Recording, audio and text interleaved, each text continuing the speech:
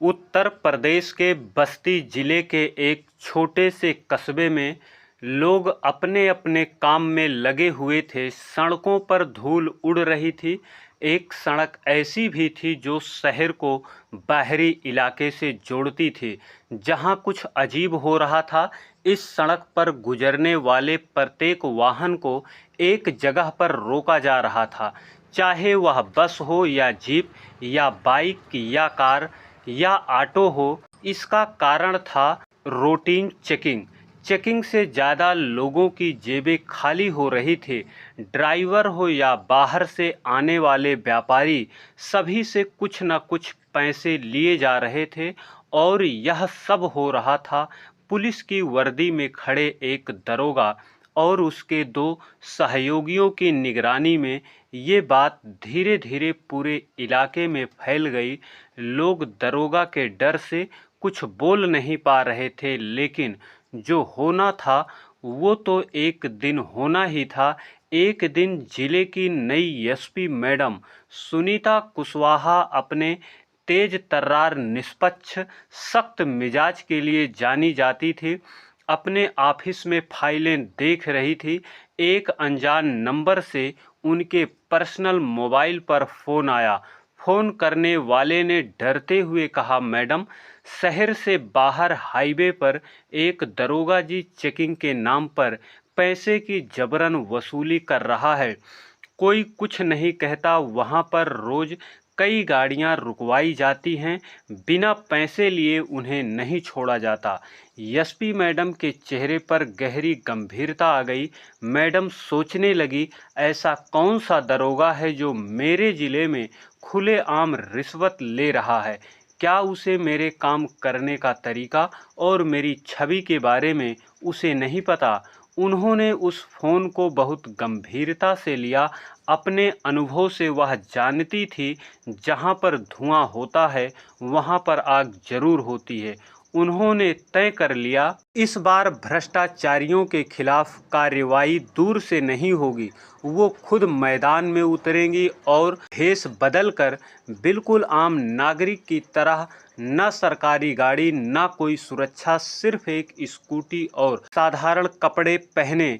उन्होंने तुरंत अपनी सबसे भरोसेमंद महिला सिपाही को बुलाया और बोली, मुझे एक स्कूटी चाहिए और आम महिला की तरह कपड़े, और किसी को भनक तक नहीं लगनी चाहिए।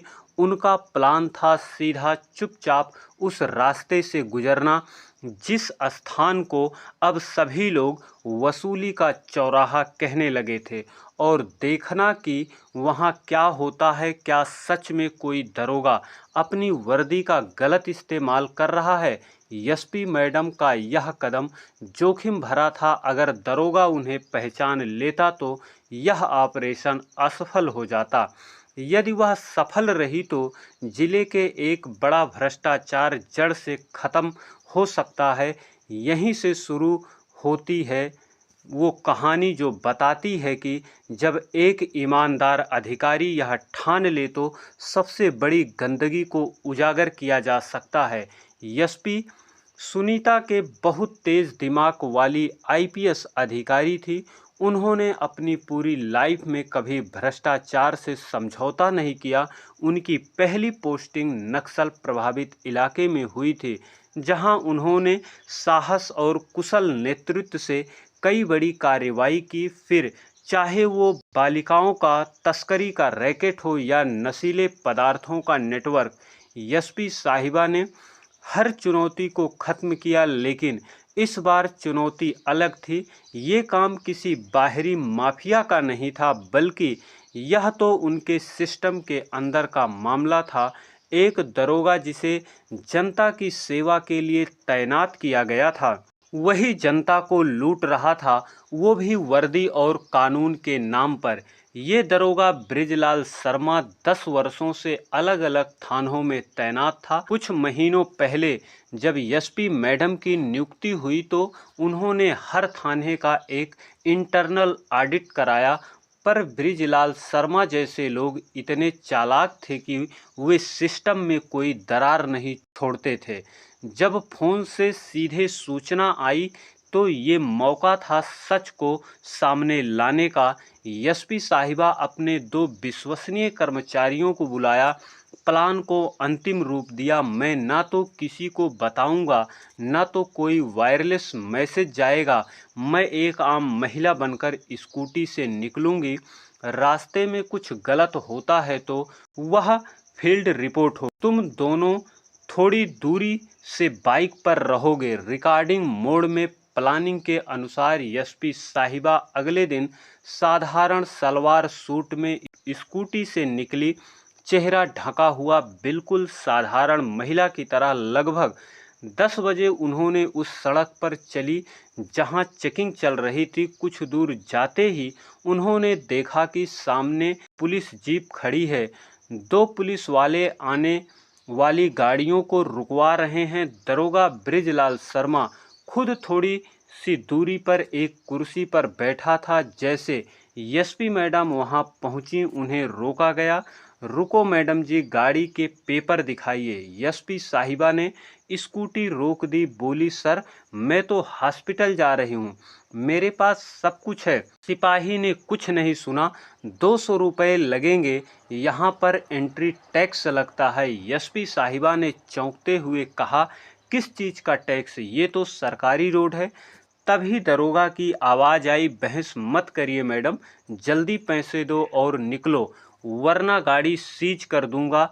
अब एसपी साहिबा को भरोसा हो गया ये वही मामला है। एसपी साहिबा ने अपना संयम नहीं खोया। उन्होंने जानबूझकर बहस की, मेरे पास अभी पैसे नहीं हैं, आप रसीद दीजिए, मैं बाद में दे जाऊंगी।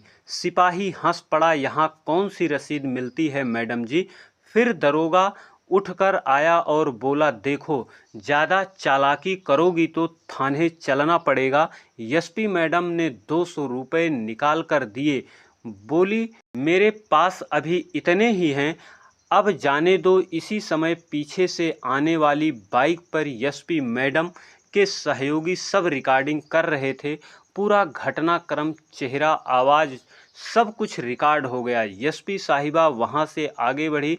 150 मीटर आगे जाने पर रुकी। उन्होंने अपनी टीम को फ़ोन किया। तुरंत एक दूसरी टीम जो एसपी ऑफिस पर पहले से ही तैयार खड़ी थी, घटना स्थल की तरफ चल पड़ी। अभी तक दरोगा को कुछ भी समझ में नहीं आया था। वो तो रोज की तरह 100-200 रुपये इकट्ठे कर रहा था, लेकिन अचानक एक दिन तेज आवाज़ सुनाई दी। सभी लोग वहीं खड़े रहे। ये रेड है। 3 गाड़ियों में सवार पूरी पुलिस फोर्स वहां पहुंच चुकी थी। साथ में एसपी मैडम वापस लौटी। जब उन्होंने अपना आईडी कार्ड दिखाया तो दरोगा जी का हृदय सूख गया। उसके हाथ पांव कांपने लगे। मैडम आप यहाँ? एसपी साहिबा ने बिना कुछ बोले दरोगा की जेब से नोटों की गड्डी निकाली और बोली, इनकी रसीद कहाँ है? अब बृजलाल की हालत खराब हो चुकी थी। उसके साथी सिपाही भी बहुत डर गए। चारों ओर कैमरे थे, रिकॉर्डिंग हो रही थी, भीड़ भी बढ़ने लगी थी। सब कुछ समझ में आ गया था। आज कोई बहुत बड़ा पर्दाफाश होने वाला है। एसपी मैडम ने अपनी टीम को निर्देश दिया, सबकी तलाशी लो, इन तीनों को तुरंत हिरासत में लो। दरोगा की जेब से कुल मिलाकर 8,400 रुपये नगद निकले। सिपाहियों के पास नोटों की गड्डी मिली। एसपी मैडम ने मौके पर सबूतों को जब्त किया और मीडिया को सूचित किया। आज इस जिले की पुलिस का नाम बदनाम करने वाले एक अधिकारी को रंगे हाथ पकड़ा गया है।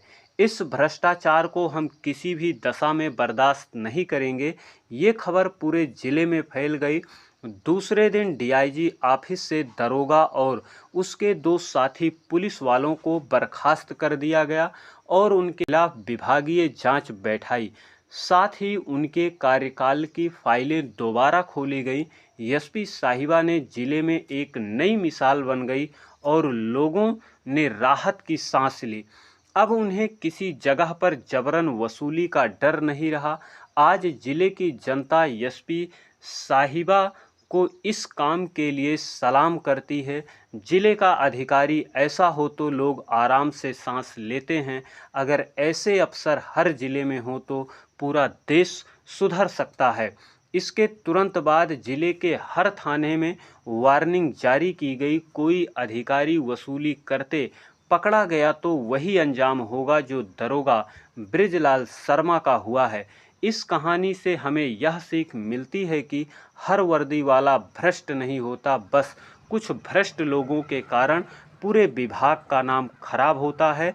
ईमानदार अधिकारी अगर ठान ले वो खुद सिस्टम में उतरकर सारी गंदगी को बाहर निकाल सकते हैं।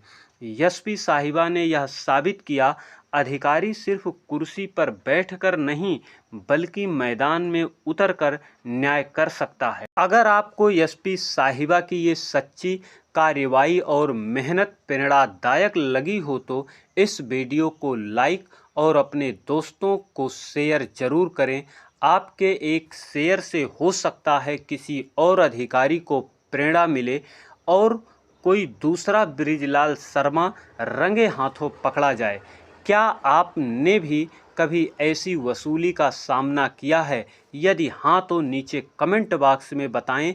ऐसे और कहानियां सुनने के लिए चैनल को सब्सक्राइब करना ना भूलें। दोस्तों, कहानी के माध्यम से हमारा उद्देश्य किसी की भावनाओं को आहत करना नहीं, परेशान करना नहीं। हमारा उद्देश्य आपको जागरूक करना, सचेत करना है। जय हिंद, जय भारत।